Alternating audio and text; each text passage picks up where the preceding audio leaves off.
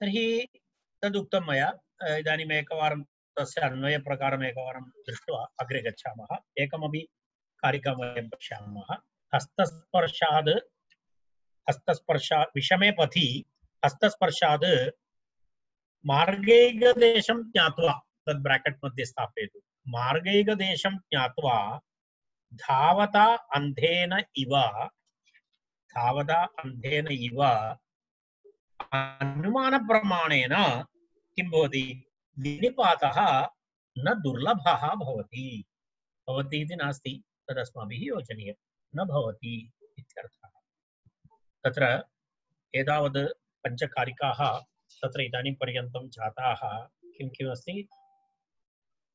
प्रत्यक्षमनुमानं च व्यतिक्रम्य व्यवस्थिताः पितृरक्षपिशाचानां कर्मजा एव सिद्धयः इति पर्यन्तम् अभवत्। तद् किं भवति? तद् अदृष्टम् अभ्यासविषये उक्तं तत्र। तदनन्तरं पुनः आविर्भूतप्रकाशानाम् अनवप्लुतचेतसाम् अतीतानागतज्ञानं प्रत्यक्षान् अतीन्द्रियान् संवेद्यन् पश्यन्तार्षेण चक्षुषा एतदपि अभवत्।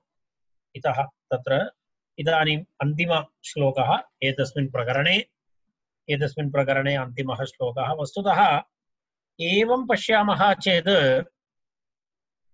एतावत् पर्यन्तम् अवतारिका अस्ति। इतः परं व्याकरणस्य डैरेक्ट् तत्र किञ्चित् विवरणस्य आरम्भः भवति। अर्थात् फिलासफी आफ् सौण्ड् इति यदुच्यते तद् वस्तुतः 44 तः वस्तुतः वाक्यपदीयस्य विषयः आरभते। एतावत् पर्यन्तं वस्तुतः किमासीत्? एतावत् पर्यन्तं व्याकरणनिर्माणस्य प्रयोजनम् अथ शब्दानुशासनम् इति अस्ति खलु महाभाष्यस्य पस्पशान्निके। अथ शब्दानुशासनम् इत्यस्य वस्तुतः एषा व्याख्या, एषा विस्तृता व्याख्या जाता। अथ शब्दानुशासनम् इत्यस्य महोदय एकं प्रश्नमस्ति। तत्र स्थालीपुलाकन्यायः इति उल्लेखः, तस्य कः अर्थः? कुत्र? स्थालीपुलाकन्यायः इत्युक्ते अनुमानं। स्थालीपुलाकन्यायम् इति भवन्तः इदानीं भवन्तः न जानन्ति तद्, कारणं भवतां गृहेषु सर्वत्र कुक्कर्, प्रेशर् कुक्कर् मध्ये ओदनं पाकं करोति। भवत्याः मातरं पितरं पृच्छतु, पुरातनकाले एवम् आसीत्, पाकः कुक्कर् मध्ये न भवति स्म। जलं स्थापयित्वा स्थाल्यां जलं स्थापयित्वा तत्र तण्डुलं स्थापयित्वा पाकं करोति। पुलाकः नाम तत्र एकम् अन्नं। तर्हि तत् पाकः जातः वा इति कथम् अवगन्तुं शक्नोति? ततः एकदर्वी उपयुज्य किञ्चित् ओदनं हस्ते स्वीकरोति, तत्र एकम् ओदनं किञ्चित् प्रेस् कृत्वा मर्दं कृत्वा पश्यति। तर्हि तद् साफ्ट् अभवत्, मृदु अभवत्, तर्हि अन्य सर्व ओदनानि पक्वानि इति अवगन्तुं शक्यते। सः न्यायः स्थालीपुलाकन्यायः। स्थाली पात्रं, स्थाली मध्ये यः पुलाकः भवति, पुलाकः इति आधुनिकभाषायां पुलाव्। तर्हि पुलाक इति वस्तुतः ओदनम् एकम् अन्नम्। ओदनमिति समूहः, ओदनमिति वस्तुतः कलेक्टिव् सिङ्गुलर् अस्ति। ओदनमिति सामूहिकम् एकवचनं। तत्र तस्य एकैकं पुलाकः अस्ति, एकम् अन्नम्, एकम् अन्नं। तर्हि तत् पक्वं वा न वा इति कथम् अवगन्तुं शक्नोति? पूर्ण एकैकम् अन्नं स्वीकृत्य द्रष्टुं शक्नोति वा? एकं स्वीकृत्य तत् पक्वम् अस्ति चेत् अपरं पक्वम् इति अनुमानम्। स्थालीपुलाकन्यायं नाम अनुमानं, तर्कः। अगर एकम् अभवत् तर्हि अन्यदपि जातम् इति तदेव स्थालीपुलाकन्यायेन इति। एकदेशान्तरमपि तत्प्रत्ययात् धावदात् त्वरया आगममनपेक्ष्य प्रवर्तमानेन अनुमानं प्रधानं यस्य तेन अनुमानप्रधानेन इति। अर्थात् एकः किञ्चित् दूरं गतवान् अन्धः, सः चिन्तयति इदानीं कापि समस्या नास्ति, स्थालीपुलाकन्यायमिव तत्रापि किञ्चित् गतं, तर्हि अग्रेपि पूर्णम् एवमेवं स्यात् इति विचिन्त्य सः वेगेन गच्छति चेत् निश्चयेन तस्य पतनं भवति। सः कुत्र गच्छति? कस्मिन् मार्गे गच्छति? विषमे पथि अस्ति। तर्हि किञ्चित् दूरं सः ज्ञातवान्, सम्यक् अस्ति, तर्हि अग्रेपि सम्यक् भवेत् इति अनुमानं करोति तर्हि न भवति, तत्र तु पतनं निश्चितं भवति इति। तद्वत् आग अनुमानेनापि धर्माधर्मविषये प्रामाणिकता अस्ति, तदेव स्थालीकुलागन्यायः। तर्हि अन्तिमश्लोकः अस्मिन् विषये, तदपि समापयामः वयमद्य। न चागमादृते नान्यत् इति आरभ्य न चागमादृते नान्यत् इति श्लोकः आगतः खलु कारिका, स्मरति खलु? न चागमादृते नान्यत् किमस्ति तत्र? धर्मतर्केण व्यवतिष्ठते ऋषीणामपि यत् ज्ञानं तदप्यागमपूर्वकम् इति तत्र पूर्वमुक्ति। तदारभ्य एतावता प्रबन्धेन धर्माधर्मयोः तर्क अगम्यत्वम् आर्षज्ञानस्य च आगमपूर्वकत्वम् उपपाद्य धर्माधर्मयोः आगमैकवेद्यत्वम् उपसंहरति। अर्थात् उपसंहारः अस्ति अत्र। किम् उपसंहरति? धर्माधर्मयोः आगमैकवेद्यत्वं, धर्माधर्मवेदनाय, धर्माधर्मज्ञानाय। धर्माधर्मो किं भवति? आगमैः एकवेद्यौ इति। आगमः एव तस्य अवगन्तुम् एकः मार्गः। धर्माधर्मयोः अवगमनाय एक एव मार्गः आगमः इति। तदेव न चागमादृते नान्यत् तर्केण व्यवतिष्ठते ऋषीणामपि यत् ज्ञानं तदप्यागमपूर्वकम् इत्यारभ्य एतावत्पर्यन्तं धर्माधर्मयोः तर्क अगम्यत्वं, तर्केण तद् न गम्यते, तत्र अवगन्तुं न शक्यते। आर्षज्ञानस्य च आगमपूर्वकत्वम्, आर्षज्ञानस्य आगमपूर्वकत्वम् अस्ति, आगमाधारितमस्ति आर्षज्ञानम् इति उक्त्वा तदनन्तरं धर्माधर्मयोः एतत् विषयम् अत्र उपसंहरति आचार्यः। तर्हि वयं कारिकां पठामः, तदनन्तरम् अग्रे गच्छामः। तस्मादकृतकं शास्त्रम्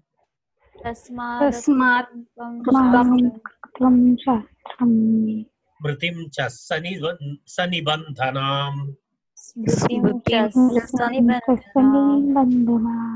आश्रित्यारभ्यते शिष्टैः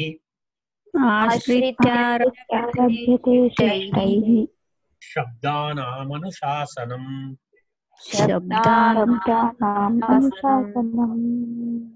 तस्मादकृतकं शास्त्रम् स्मृतिं च सनिबन्धनाम् आश्रित्यारभ्यते शिष्टैः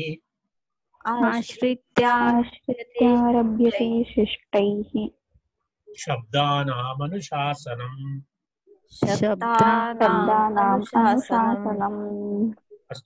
अहम् उक्तवान् एतस्य पूर्वं अहम् उपस्थापनं कृतवान्, अर्थात् एतस्य विषयः कः इति। अन्तिमः श्लोकः अस्मिन् प्रकरणे। तस्मात् अकृतकं शास्त्रं स्मृतिं च सनिबन्धनाम् आश्रित्य आरभ्यते शिष्टैः शब्दानाम् अनुशासनम् इति। तस्मात् इत्युक्ते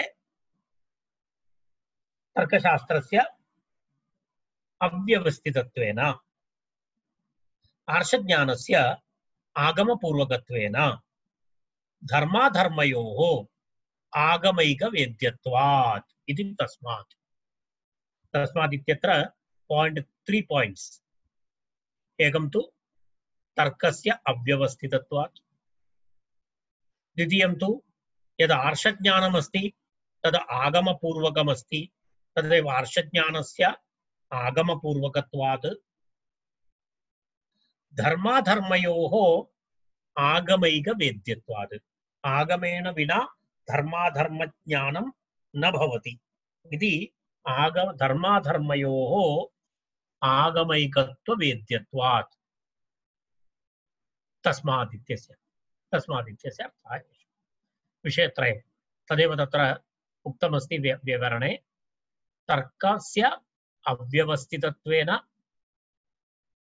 आर्षज्ञानस्य च आगमपूर्वकत्वेन धर्माधर्मयोः आगमैकवेद्यत्वात् इति। अकृतकं शास्त्रम् कारणम् अनुमानं सुव्यवस्थितं नास्ति पुरुषकृतमस्ति तस्मात् आगमः पौरुषेयः न आगमः पुरुषकृतः न इति तत् परम्परया आगतमस्ति तस्मात्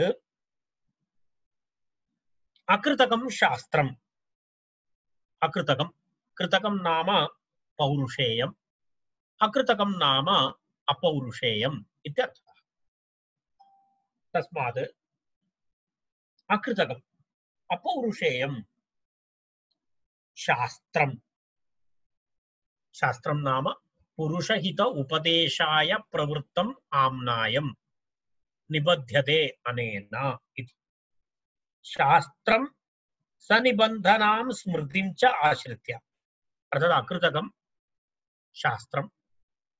अकृतकं शास्त्रं नाम अपौरुषेयं शास्त्रं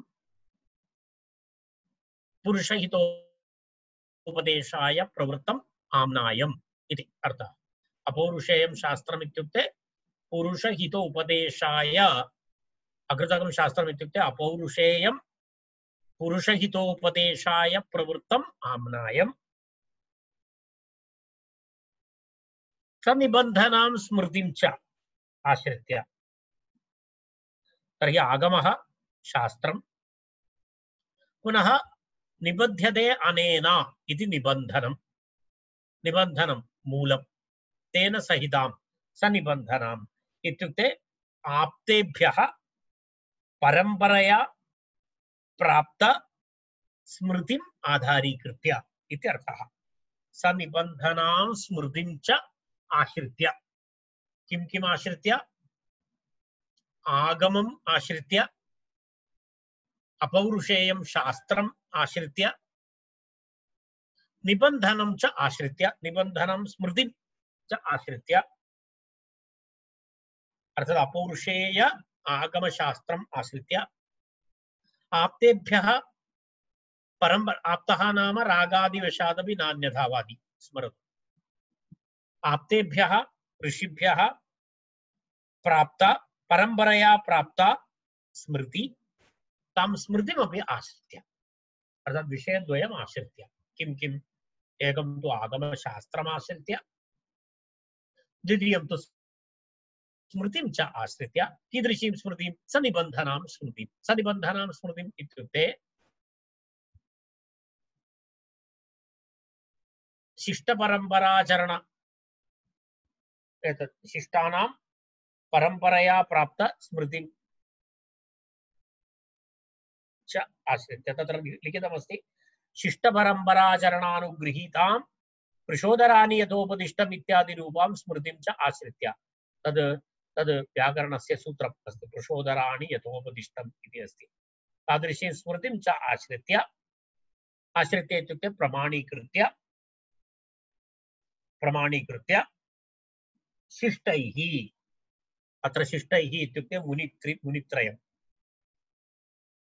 शिष्टैः इति पाणिन्यादिभिः पाणिनि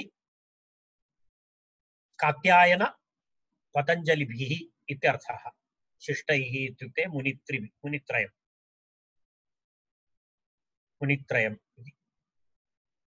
मुनित्रयेण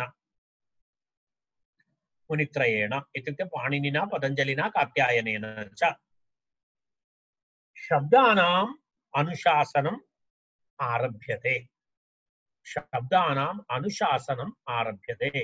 अर्थात् शब्दानाम् अनुशासनं व्याकरणस्य एतत् विवरणम् आरभ्यते इत्यर्थः अनुशासनं नाम किमस्ति शब्दानुशासनं नाम साधुशब्देभ्यः असाधुशब्दान् विविच्य कथयति इति अनुशासनं तर्हि एतैः आचार्यैः आगमपूर्वकं शास्त्रम् आश्रित्य सनिबन्धनं स्मृतिं च आधारीकृत्य एतैः ऋषिभिः पाणिनिपातञ्जलि कात्यायनैः किम् आरभते शब्दानाम् अनुशासनम् आरभ्यते इत्यर्थः शब्दानाम् अनुशासनम् आरभ्यते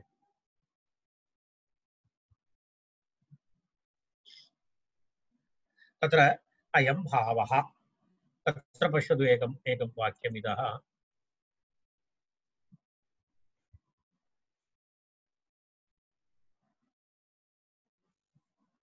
अयं भावः तत्र अस्ति तत्र किञ्चित् विवरणं पश्यतु अयं भावः शब्दानुशासनम् आरभमाणाः पाणिन्यादयः किं पाणिन्यादयः अत्र पश्यतु एतत् शब्दानुशासनम् आरभमाणाः पाणिन्यादयः अनादिप्रवृत्तं व्याकरणागमम् उपजीव्य एव आरभन्ते एतद् इदानीं ते कुर्वन्ति इति नास्ति पूर्वतन आचार्याणाम् अनादिप्रवृत्तं व्याकरणागमम् उपजीव्यैव आरभन्ते अत एव शाकल्यस्य शाकटायनस्य इति पूर्वागम स्मर्तॄन् स्मरन्ति सत्यं खलु यदा भवन्तः व्याकरणं पठन्ति अष्टाध्यायी पठन्ति तत्र लोपशाकल्यस्य अथवा शाकटायनस्य स्फोटायन इत्यादि इत्यादि तेषां पूर्विकाणां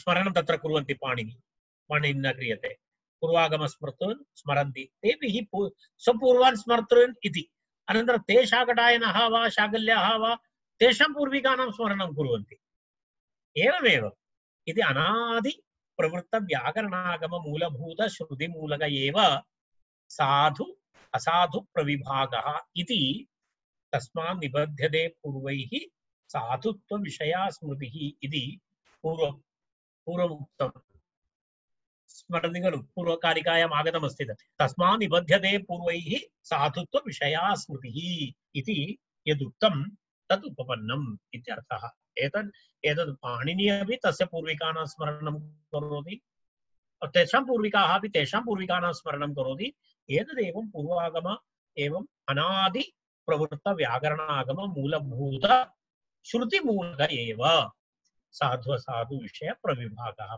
साधु असाधु विषय प्रविभागः केवलं पाणिनिना कृतः इति नास्ति तद् एवं परम्परया प्राप्तमस्ति तस्य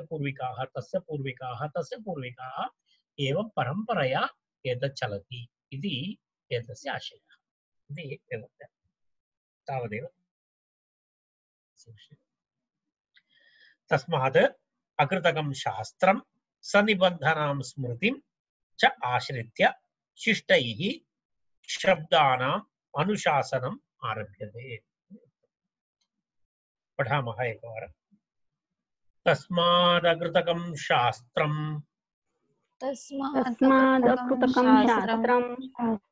स्मृतिं च सनिबन्धनाम्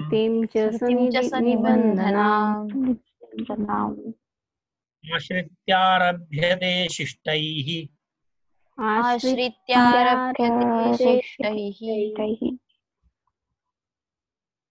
शब्दानामनुशासनम्